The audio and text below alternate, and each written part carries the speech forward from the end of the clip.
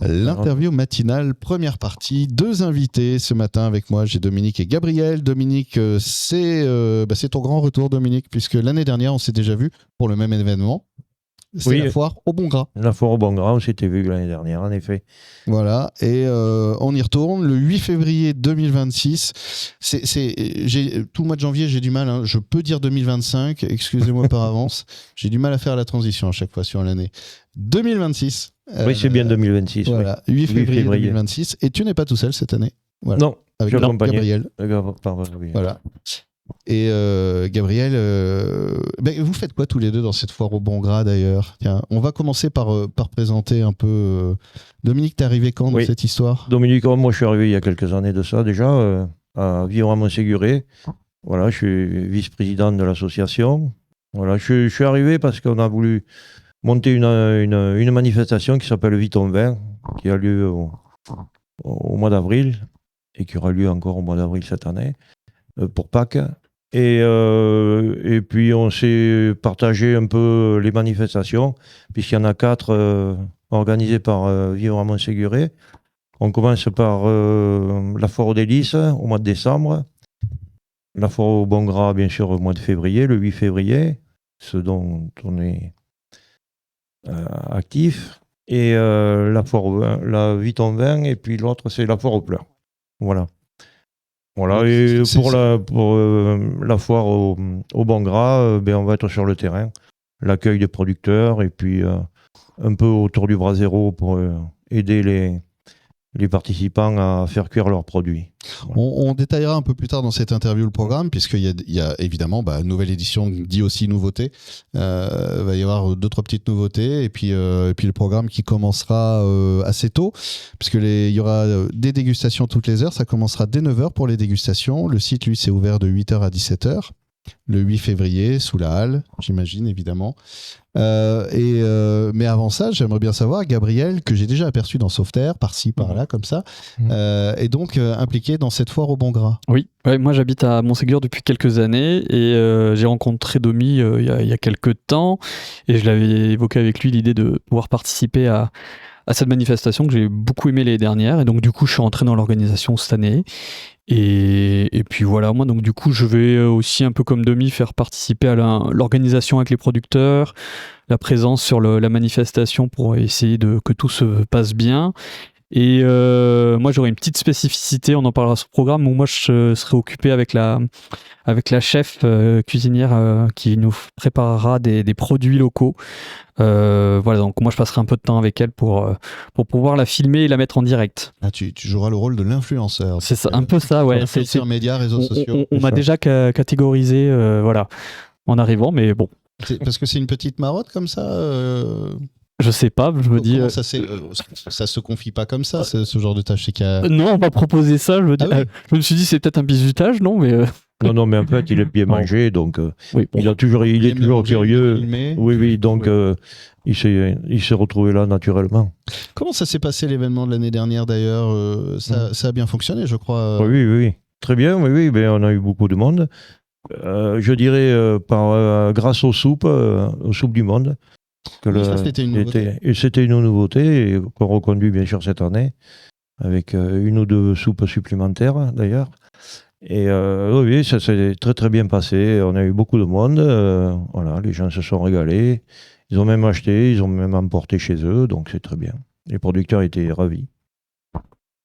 Alors, on va commencer à détailler le programme. Il nous reste un petit peu de temps avant la fin de cette première partie. Je le disais, alors déjà les soupes du monde, ça tu nous as dit, c'est reconduit. Alors, il y aura une dizaine de pays, combien Oui, il y aura une dizaine de pays. On va démarrer par des soupes italiennes. Bien sûr, il y en aura 2, comme l'année dernière d'ailleurs. Les soupes marocaines, une soupe kabyle, soupe anglaise, soupe belge, soupe guadeloupéenne, soupe portugaise, soupe ukrainienne. Et puis, bien sûr, la garbure, voilà. Une garbure. Cher à nous évidemment. Tous. Mais il y en a pour tous les goûts, du coup. Oui. Et du coup, les gens pourront, du coup, pour déguster ces soupes, il y a un petit ticket d'entrée pour pouvoir avoir soit un bol, soit une soupe. Voilà, on peut acheter des tickets pour qu'on puisse essayer de rémunérer un petit peu. Ça marche pour l'association et pour les gens qui font ça, quoi. Oui. pour les récompenser. Eh oui. Et oui, parce que c'est des bénévoles, des gens de Montségur et des alentours. Les soupes sont faites par des bénévoles? Oui, par des bénévoles. Oui, pas des producteurs, hein, c'est vraiment des bénévoles et des gens du coin qui habitent dans Montségur. Qui habitent dans Montségur aux alentours, oui. Et ça montre surtout la diversité qu'il y a à Montségur en population. Il y a quand même beaucoup un peu de tout, mais je pense que c'est un peu dans tous les villages. Au final, on retrouve une diversité une population avec des gens qui viennent un peu partout et c'est une occasion qui présentent leurs produits. Et puis manger, c'est toujours agréable pour se connaître, à partager. Oui, tout à fait. Et puis on ne sait pas quelle météo on aura, mais en février, généralement, début février, ça réchauffe une soupe en extérieur, ça fait du bien. Ouais. Oui, voilà. on peut faire le pronostic que ça devrait faire du bien. Donc, ça commence. Alors, les soupes, c'est tout au long de la journée, c'est ça? Non, on va démarrer vers 11h, 11h30. 11h30, on pourra commencer les dégustations de soupe. Oui. Voilà. Et avant, à 9h, il y a une dégustation rillettes, je crois? Oui, on commence par les rillettes. Les rillettes de porc noir, les rillettes de poulet et les rillettes de canard. Donc voilà. Ça va commencer bien. Petit déj salé. Chaque heure, il y aura un petit peu des animations et des dégustations qui présenteront un peu chaque producteur et ce qu'ils font. Souvent, c'est un produit qui est accompagné d'une boisson, alcoolisé ou pas. Voilà. Généralement, on finit avec on commence par le salé, et on finira plutôt l'après-midi dans tout ce qui est sucré et compagnie. Oui. Voilà. Donc les rillettes, bien sûr, seront dégustées avec des boissons, aussi bien des bières, des vermouths blancs, des rhums arrangés à la truffe. Ou des rhums arrangés à la truffe. Et après, des badeurs maniaques, ça démarre bien la matinée. Qu'est-ce que tu as après Après, on partirait sur des pains et des condiments. Vers 10h, 10h15. Voilà, dégustation de producteurs boulangers. Des pains, de l'olivaré d'Ayas, des huiles de tournesol et des vinaigres de cidre et mûres safran. Rappelons que tout ça, ce sont des producteurs locaux, évidemment, à chaque fois. Chaque fois, oui. Et on va s'arrêter là, on va faire une petite pause et si vous voulez, on va continuer à détailler le programme dans la deuxième partie de l'interview. Je rappelle quand même que l'événement, c'est le 8 février, il est là, il vous attend, ce bel événement, la foire au bon gras, à partir de 8h jusqu'à 17h avec de nombreuses dégustations. Et si vous cherchez plus d'infos, parce qu'il y a pas mal de producteurs aussi et ça peut vous mettre en appétit, producteurs sucrés, salés, locaux, toujours, c'est l'idée. Oui. J'imagine que sur Internet, Vivre Montséguré, on peut trouver de ça très facilement. Oui, sur Facebook, vous tapez Vivre Montséguré, vous tombez dessus sur l'événement qui est beaucoup relié. Deuxième partie de l'interview matinale, toujours en compagnie de mes invités, Dominique et Gabriel, qui sont là en tant que joyeux bénévoles pour nous parler de cette foire au bon gras qui a lieu le 8 février, organisée par Vivre Montséguré. Cette foire au bon gras qui fait partie d'événements comme ça qui ont lieu tout au long de l'année. Et vous m'avez dit tous les deux, l'idée, il y a des mots comme ça qui sont sortis comme convivialité, ripaille, banquet, c'est-à-dire... Ouais, c'est un événement en fait qui a quand même qu'on veut avoir certaines valeurs pour promouvoir une consommation locale, même éthique, conviviale. Le but c'est de valoriser les produits locaux, les producteurs locaux, de les faire connaître. Des fois on n'arrive pas à vraiment les connaître, de favoriser du lien social entre tous les visiteurs, les habitants, les producteurs du coup pour se connaître. Et de célébrer aussi toute cette diversité culinaire et gastronomique qu'on a dans notre secteur, quoi. Donc c'est pour ça que ça marche très très bien. Donc voilà. C'est sûr que le bien manger autour d'une table, ça resserre un peu les liens, ça fait du bien. C'est pour ça que dans le programme de la journée, outre les dégustations, on a aussi tout ce qui est le côté où on peut manger ensemble, parce que dans la halle, il y aura des tables qui seront disposées, quantité suffisante. Il y aura 2 braseros qui seront allumés. Les gens pourront acheter de la viande qui sera en vente aux producteurs. Que ça parte du cochon, du poulet ou plein d'autres choses, pourront la faire venir griller. Il y aura des accompagnements qui seront vendus aussi, et donc les gens pourront déguster sur les tables, avec tout le monde dans cet esprit chaleureux et convivial. Oui, l'idée c'est pas de remplir le caddie et de repartir avec. On peut, mais c'est pas le but. On peut aussi, oui. Ça aussi, on peut. Mais bon, plutôt banquet. Exactement. Il va y avoir des présentations quand il y aura quelques magrets sur les tables, sur les étalages, des saucisses. Oh, on va se régaler, oui. Oui, Comme ça, vraiment, on pourra si on se faire fait un cuire ça tour- sur le brasero, Ouais. ça va sentir bon. en Si plus. on fait un tour des produits, on a de la Ah oui. charcuterie, du fromage fromage. de différents endroits, Oui. tout ce qui est canard et volaille. Voilà, canard, volaille, oui, oui. Les rillettes, on l'a dit déjà. Les huîtres, c'est peut-être Ah le oui, on a producteur des huîtres. le plus- Ah c'est oui. c'est peut-être le producteur le plus éloigné au Avec final. Mais bon, l'Armagnac. ça, on n'a pas le choix. Hein. Il y a l'Armagnac Et l'Armagnac, aussi, forcément, un petit ouais, peu plus voilà. loin, mais bon. Des pains, tout ce qui est l'huile d'olive d'Ayas, Oui. qui est à noter. Et après, on a tout ce qui est les produits sucrés. L'atelier du miel, l'atelier du de miel, le l'Aréole. château Le Py qui provoque le vin, le safran. Et producteur de noix aussi. Oui. Mhm. Voilà. Et tout ça accompagné de plusieurs boissons différentes, que ce soit les vins, les bières, des sirops, des alcools, etc. Voilà. J'ai entendu les huîtres. Il paraît qu'il y aura des huîtres au gin. Alors, c'était une idée. Ah non, C'était une C'était une idée. idée d'association. En fait, Ah non, alors j'ai loupé le truc, ouais. C'était quoi en fait c'est-à-dire que il y aura aussi sur la journée un événement cette année qui est nouveau sur l'édition. Il y aura une chef cuisinière qui sera là dès le matin, D'accord. qui va commencer. Son rôle, ça va être, elle va faire faire son marché, elle va faire un tour des producteurs, elle va faire ses courses, cuisiner ses produits locaux et présenter des plats. Avec le but, c'est de faire des associations un peu originales. Donc on avait évoqué l'idée que l'huître et le gin se marient très très bien en dégustation. Mais Mais voilà, c'était c'est juste une dans les petites bulles d'idées qui émergent comme ça pendant qu'on réfléchit à un événement, ce Voilà. qu'on pourrait faire. Et non, ça, Mais pour en avoir goûté, c'est très bon et Voilà. c'est très fruité, c'est très bien. Et donc, par contre, plus sérieusement, c'est ça. Il y a cette cuisinière, ça c'est une nouveauté. oui. Voilà, l'idée c'est de dire, de dire, regardez ce qu'on peut faire en fait. Exactement. Et ce qu'on peut vous proposer. Et qu'on peut- Donc, Ouais, ouais.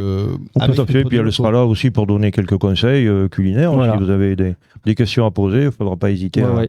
à aller la voir, lui demander. Et voilà, c'est une chef cuistot qui travaille dans le coin, qui est On a son prénom, enfin, c'est Laurence. Voilà. Ouais. Et donc voilà, elle réfléchit déjà à ce qu'elle pourra faire, mais elle sera quand même un peu sur le coup de ce qu'elle trouvera un petit peu, et notamment en condiments et en accompagnement. Et elle cuisinera des plats qui seront, je pense, des trucs assez réussis, et un peu. On peut même aller vers des trucs un peu gastro, Bien mais sûr, comme quoi on peut faire avec tout ce qu'on a, on peut faire des super réalisations, quoi. Oui, c'est ça qu'on constate, Mhm. c'est que finalement, quand on parle producteurs locaux, c'est quand même une grande variété. Assez rapidement, on voit qu'il y a, j'avais vu à Frontenac notamment une distillerie. Oui. Enfin, il y a plein de choses qui se fabriquent dans le coin en fait. Ah, bien sûr, oui. Même on voit qu'il y a 2 producteurs de bière.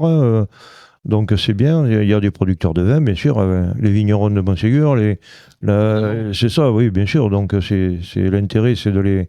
Il y a un voilà, producteur de de les Sauterne fédérer. aussi. Il y a un producteur de Sauterne Sauterne, qui vient bien aussi. sûr, Voilà. domaine du Pistoulet. Ouais. Voilà, Donc, avec Brigitte. Et bien puis sûr. non, mais oui, on a de toute façon, on a un territoire qui est extraordinaire. Oui, autant- oui.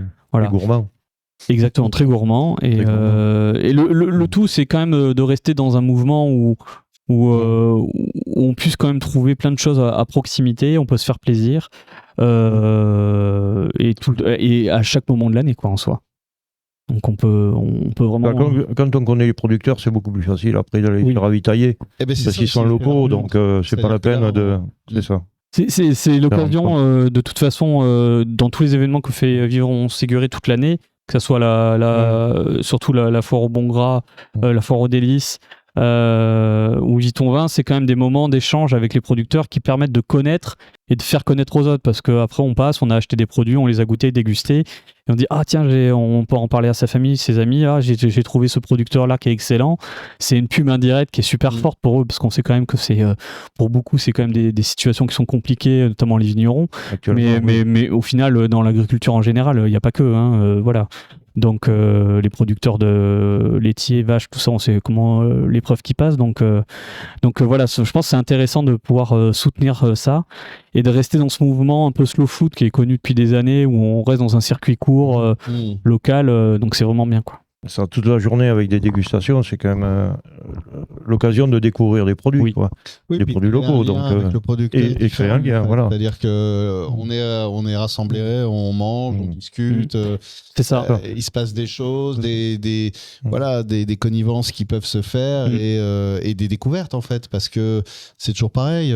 Bien sûr. Comme en campagne, souvent le voisin on le connaît pas forcément et le producteur on l'ignore un peu aussi C'est parce ça. que il est pas visible en fait le reste du temps nécessairement. L'ayant fait les dernières en simple visiteur, on va dire, c'est vrai que c'était super sympa d'aller avec ça sur certains produits là, de pouvoir discuter avec eux, de nous expliquer comment ils fonctionnent, comment ils travaillent, comment ils produisent leurs produits, et ça rajoute une valeur ajoutée aux produits, je pense, et surtout aussi qui nous donnent des conseils. Bon, ça vous pouvez le prendre avec ça, vous pouvez le boire avec ça c'est super bien avec ça.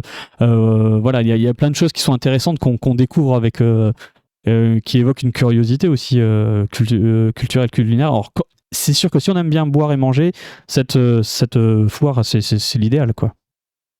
Oui, il y a même des producteurs qui ont pris contact entre eux, sachant avec qui ils étaient associés, pour discuter des meilleurs produits qu'ils allaient mettre ensemble et tout. Donc c'est sympa aussi entre eux. Ah oui, ça crée même ça crée même des liens, des relations.